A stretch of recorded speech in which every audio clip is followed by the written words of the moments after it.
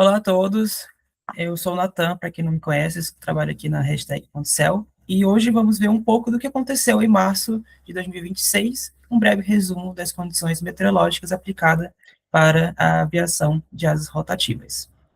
Primeiro, vamos ter o nosso glossário meteorológico. Aqui a gente tem as regras de voos adaptadas, principalmente em períodos de instrumentos e low. A gente trouxe um período mais restritivo.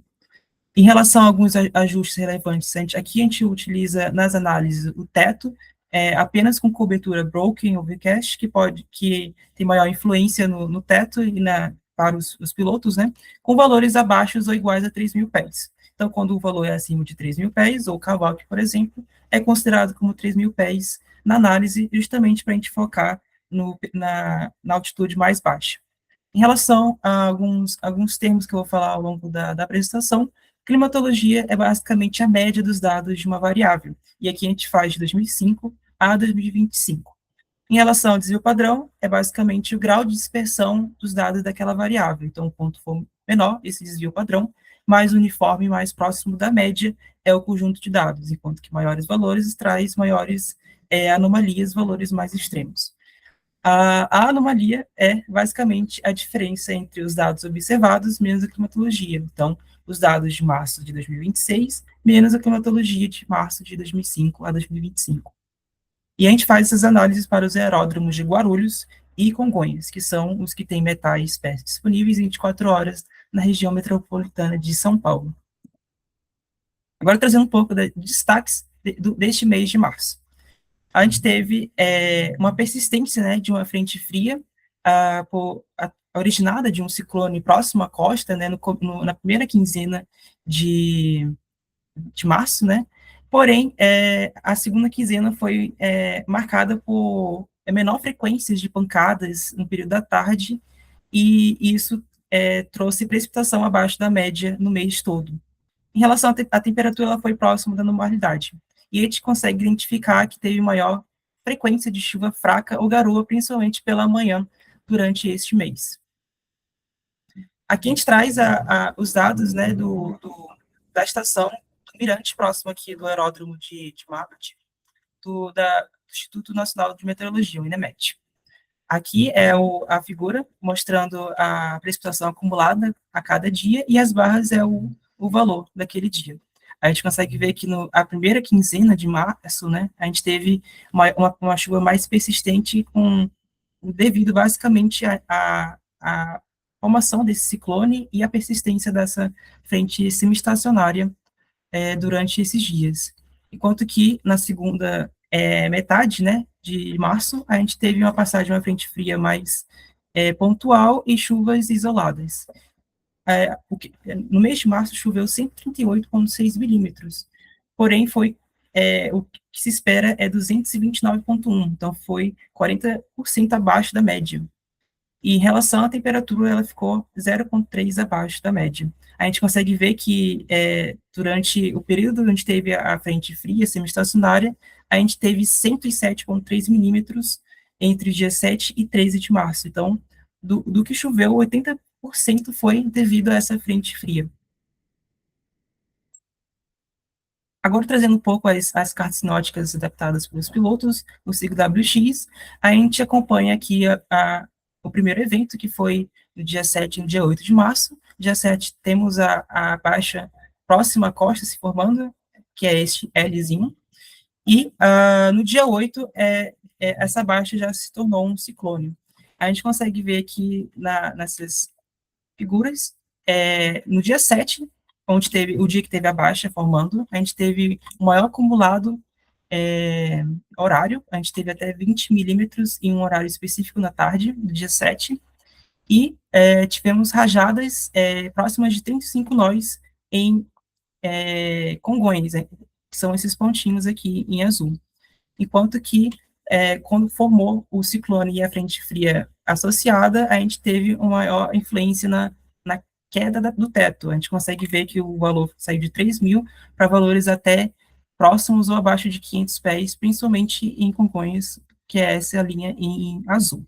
A gente também teve uma sequência de dias, né, com uma frequência de ventos de quadrante sul. Entre os dias 7 e 8 de março, choveu um total de 32,2 milímetros. Logo em seguida, a gente vê que a frente fria, a frente fria do ciclone, ela ficou semi-estacionária aqui na interface entre Rio de Janeiro e Espírito Santo, mas também influenciando o estado de São Paulo. A gente consegue ver que entre dias 10 e 13, tivemos chuvas persistentes, né, com alguns picos, né, no dia 10 e no dia 12. E durante esses picos, a gente teve menores valores de visibilidade e de teto. Em relação à intensidade do vento, não tivemos valores de rajadas significativas. Entre os dias 10 e 13 de março, teve um total de 65,2 milímetros. Então, foi o período de maior chuva durante o mês. Depois, pulamos para o dia 19, com a passagem de uma frente fria marítima mais afastada, que influenciou o transporte de umidade e formação de núcleos convectivos na região de São Paulo. A gente consegue ver aqui, no período da madrugada do dia 19, uma queda expressiva, né, do teto, principalmente em Congonhas, e, posteriormente, nos outros dias, uma maior frequência de ventos de nordeste, que influenciou basicamente o teto em Guarulhos. Então, tivemos valores próximos de 500 pés nesses dias. Tivemos um total de 18 milímetros entre os dias 18 e 19 de março. Agora, mostrando aqui a porcentagem das regras de voo para Guarulhos, a gente consegue ver que o período, a frequência, né, de visuais, ela ficou ligeiramente abaixo do normal, enquanto que a frequência de marginais teve um aumento de 17,1%. Isso a gente consegue observar basicamente nesse período marcado em amarelo, que é entre o começo da manhã e começo da tarde. A gente consegue ver com anomalias fortes, né, em vermelho, de períodos de marginal. No começo da manhã também tivemos um aumento, né, da frequência de lows. A gente consegue ver aqui pela porcentagem, tivemos um aumento de 24,2%, e também tivemos maior frequência de MVFR marginais no começo da tarde. Enquanto que no período da noite, denominado nessas caixinhas em azul, a gente consegue ver valores, maior frequência de dias de visuais. Em relação às condições de tempo, a gente consegue ver que onde é esperado, né, maiores pancadas de chuva, no final da tarde e no começo da noite, a gente teve valores negativos, ou seja, tivemos menor frequência dessas pancadas, enquanto que em vermelho a gente consegue ver que tivemos maior frequência de dias com chuvas fracas e também com nevoeiros e brumas no começo da manhã. Em relação à visibilidade, justamente no período onde teve maior anomalia de marginal e também maior frequência de dias de chuva, a gente teve menor anomalias negativas de visibilidade. Então, no período onde teve chuvas fracas e somado à maior frequência de brumas e nevoeiros, a gente teve maiores anomalias, principalmente no período das 10 UTC, que é 7 horas da noite. Enquanto que no período da tarde, no finalzinho da tarde e no começo da noite, tivemos anomalias acima do normal, que está relacionado com a menor frequência de pancadas. Ainda é mais visível a influência, né, dessa chuva mais persistente na anomalia do teto. A gente consegue ver que no começo da manhã tivemos anomalias até de 400 pés abaixo do normal. Então, isso trouxe o desvio padrão, que é essa ensombreado, um pouco mais para baixo, indicando que tivemos maior frequência de valores abaixo da média nesse horário. Enquanto que no começo da noite e na madrugada tivemos anomalias ligeiramente acima da média. Agora, em questão de Congonhas, a gente vê um padrão parecido. A gente teve frequência, né, de visuais próximo da média, porém tivemos frequência de marginais abaixo da média, compensado por maior frequência de instrumentos. Tivemos um aumento de 67,6%, e esse aumento está relacionado basicamente ao período da madrugada. Tivemos valores, uma frequência de dias acima do normal, com instrumentos no começo, na madrugada e no começo da manhã. enquanto que no período da noite a gente consegue ver uma maior frequência de visuais. Isso está relacionado basicamente também à menor frequência, né, de pancadas no final da tarde e no começo da noite, e também tivemos até um adiantamento das pancadas. Então, a gente geralmente espera no final da tarde, entre 19 e 21 UTC, as pancadas que tiveram foram mais próximas do meio-dia. E tivemos um predomínio de chuvas fracas e até garoas no período da madrugada, manhã e começo da tarde. Em relação à visibilidade, a gente consegue ver que durante o período onde teve as chuvas fracas, a visibilidade ou ela ficou próximo do normal ou ficou ligeiramente abaixo, principalmente aqui no começo da tarde, enquanto que no período onde não teve as pancadas esperadas, tivemos uma maior anomalia de visibilidade.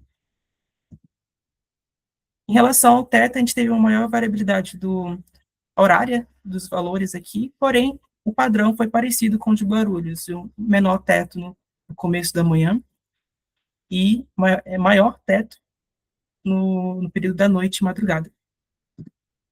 Em relação à intensidade e direção do vento, para Guarulhos, a intensidade do vento ela foi próximo da normalidade a abaixo dela. A gente consegue ver principalmente no período da tarde, onde teve as chuvas mais fracas, uma intensidade abaixo da climatologia, que é essa linha em preto.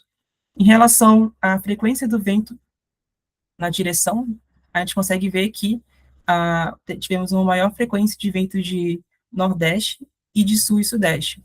Isso está basicamente relacionado a uma maior persistência, né, das frentes frias semiestacionárias em relação aos ventos do quadrante sul, e tivemos um favorecimento, né, da maior frequência de lows no começo da manhã pelo vento de nordeste. Em relação a Congonhas, a gente teve intensidade das rajadas abaixo do normal, principalmente na madrugada e no começo da manhã, e próximo do normal no final da tarde. A gente teve até um recorde de rajada, tivemos 33 nós, o máximo era 32, e isso aconteceu no dia 7, quando tivemos a presença da baixa pressão próximo à costa. Porém, a gente consegue ver que a intensidade no ciclo diurno total, ele não foi acima do normal. Em relação à frequência, né, da direção do vento, a gente teve maiores frequências de vento de sul e sudeste, principalmente de leste. E isso está relacionado também à frente fria semi-estacionária. Em relação à temperatura do ar e do ponto de orvalho, em Guarulhos a gente teve temperaturas abaixo da média, menos 0,5 para a temperatura do ar, menos 0,7 para o ponto de orvalho. Porém, quando a gente vê esse deslocamento, né, tanto do T quanto do TD, e compara com a climatologia, não foi o suficiente para ser mais úmido. A gente consegue ver aqui que em períodos principalmente da tarde, tivemos uma diferença maior do que a climatologia. O que não aconteceu em Congonhas. Congonhas tivemos uma temperatura do ar um pouco mais abaixo, né, da climatologia, 0,8 graus, enquanto que a temperatura do ponto de orvalho teve um ligeiro aumento. Então, a gente teve um T e um TD mais próximos, indicando que tivemos um período mais úmido em Congonhas, principalmente no período da madrugada, onde a gente vê uma diferença entre T e TD até abaixo de 2 graus. Isso é relacionado à temperatura da superfície do mar, ali próximo de São Paulo, um pouco mais acima do normal, então, com uma temperatura acima do normal, a gente tem uma maior quantidade de vapor d'água, e esse vapor ele foi transportado para Congonhas. Então, a gente consegue ver que isso influenciou basicamente o ciclo, né, da temperatura do ponto de orvalho, trazendo uma maior frequência de instrumentos que a gente observou, principalmente no período da madrugada e começo da manhã. Por fim, a gente traz aqui a média semanal das porcentagens de acerto. A gente faz a comparação entre a previsão do TAF, de Guarulhos, que é 30 horas, e de Congonhas, que é 12 horas, com a previsão do modelo europeu e a nossa previsão da hashtag ponto céu. Em relação a Guarulhos, a gente consegue ver que o modelo europeu ele apresentou nas primeiras semanas, né, um desempenho menor, devido ao maior pessimismo que ele estava trazendo na visibilidade no teto, principalmente no período da manhã, colocando uma frequência de instrumentos e lows acima do que do normal, do que foi observado. Então, a gente teve instrumentos e lows falsos, enquanto que em Congonhas ele subestimou o teto, principalmente no final da tarde. Ele enxergava uma queda mais expressiva no final da tarde e não ocorreu isso. Em relação a Congonhas, a gente teve um menor desempenho, principalmente na segunda semana, que foi quando a gente teve a atuação, né, da frente semi-estacionária, e isso trouxe uma menor previsibilidade, né, e um maior pessimismo, mas a gente conseguiu ter um melhor desempenho do que o modelo e também pelo TAF, principalmente em Guarulhos e nessa semana em Congonhas. Com isso, eu concluo que em Guarulhos, né, a gente teve uma maior frequência, né, de períodos de marginal e low, basicamente devido à chuva fraca no começo da manhã e a atuação dos ventos de nordeste que favorecem a ocorrência de lows. Em Congonhas tivemos maior frequência, né, de instrumentos devido à maior umidade disponível na madrugada e no começo da manhã. Em geral, tivemos maior frequência de chuvas fracas pela manhã, o que diminuiu o teto, e menor frequência de pancadas no final da tarde e noite, o que aumentou a visibilidade nesse período. Em relação à frequência, tivemos maiores frequências de ventos de sul e nordeste, né? Porém, menos intensos que a normalidade. Por fim, destaco que o desempenho da hashtag ponto céu, que foi melhor ou similar ao europeu e melhor do que o TAF. Obrigado pela atenção, bons ventos, bons tempos.